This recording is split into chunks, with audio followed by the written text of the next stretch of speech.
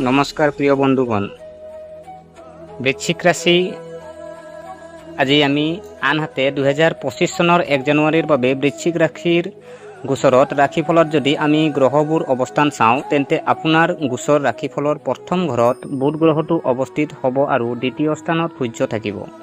প্ৰিয় বন্ধুসকল, লগতে চন্দ্ৰ তৃতীয় স্থানত অৱস্থিত, চতুৰ্থ স্থানত শুক্ৰ আৰু শনিৰ সংযোগ হ'ব। প্ৰিয় বন্ধুগণ, লগতে ৰাহু পঞ্চম স্থানত আৰু বৃহস্পতি সপ্তম স্থানত থাকিব।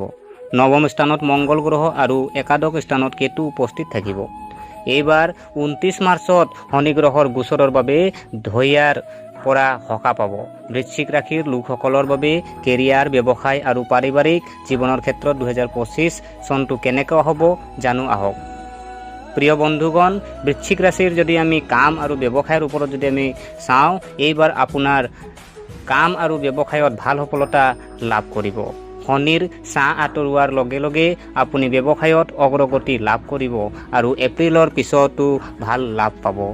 প্ৰিয় বন্ধুগণ, একেই সময়তে নতুন কাম আৰম্ভ কৰিব বিচাৰিলে এপ্ৰিলৰ পিছত কৰিব পাৰিব। কৰ্মক্ষেত্ৰত নিয়োজিত লোকে নতুন দায়িত্ব লাভ কৰিব পাৰে। জানুৱাৰী, মাৰ্চ, মে', জুন, ছেপ্টেম্বৰ আৰু অক্টোবৰ মাহবোৰ বহুত ভাল হ'ব। বৃশ্চিক ৰাশিৰ লোকৰ যদি আমি আৰ্থিক অৱস্থা যদি আমি চাওঁ, এইবাৰ বৃশ্চিক ৰাশিৰ লোকে ভালদৰে ধন সঞ্চয় কৰিব পাৰিব। আপুনি ভাল টকা উপাৰ্জন কৰিব পাৰিব। আৰ্থিক লোকচানৰ সম্ভাৱনা কম। এইবাৰ বাহন বা যিকোনো সম্পত্তি কিনিব পাৰিব।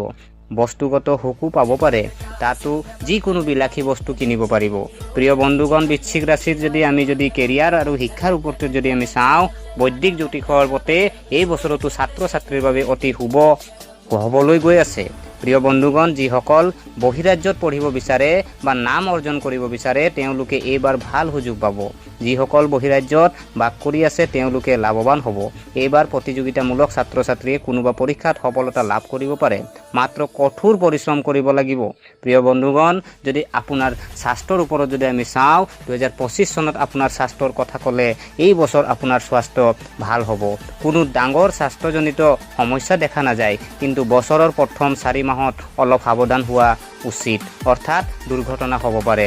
প্ৰিয় বন্ধুগণ, লগতে কিছু সামান্য আঘাত হ'ব পাৰে, সেয়ে সাৱধান হোৱা উচিত, কাৰণ অশুভ সদাষ্টক যুগৰ সৃষ্টি হৈছে। প্ৰিয় বন্ধুগণ, বৃশ্চিক ৰাশি লোকৰ বিবাহিত জীৱন যদি আমি চোৱা হয়, এইবাৰ আপোনাৰ বিবাহিত জীৱনটো বহুত ভাল হ'ব। প্ৰেমৰ সম্পৰ্কতো আপুনি সফলতা লাভ কৰিব। শনিৰ প্ৰভাৱ দূৰ হোৱাৰ লগে লগে আপুনি ভাল সফলতা লাভ কৰিব। প্ৰিয় বন্ধুগণ, বছৰৰ আৰম্ভণিতে শনি আৰু শুক্ৰৰ সংযোগৰ বাবে কাম কৰা হ'ব। লগতে আৰোহিত বুধৰ উপস্থিতিৰ বাবে আপোনাৰ বিবাহিত জীৱন সুখী হ'ব। আপোনাৰ পত্নীৰ পৰাও সমৰ্থন পাব। আনহাতে অবিবাহিত মানুহে বিবাহৰ প্ৰস্তাৱ পাব পাৰে। প্ৰিয় বন্ধুগণ, যদি আপোনাৰ এই 2025 বৰ্ষত যদি আমি এই মহান সমাধানটো যদি আপুনি কৰি লয়, তে এই গোটেই বছৰটোত সুন্দৰকাণ্ড যদি আপুনি আৰু হনুমান চলিচা আবৃত্তি কৰা উচিত। লগতে হালধি আৰু কেশৰৰ তিলক কৰিব লাগে। গোটেই বছৰটো গণেশক আপুনি পূজা কৰি থাকক। এইবাৰ বুধবাৰে ভগৱান গণেশক বেচনৰ লাড়ু আগবঢ়াবলৈ জ্যোতিষৰ মতে কোৱা হৈছে।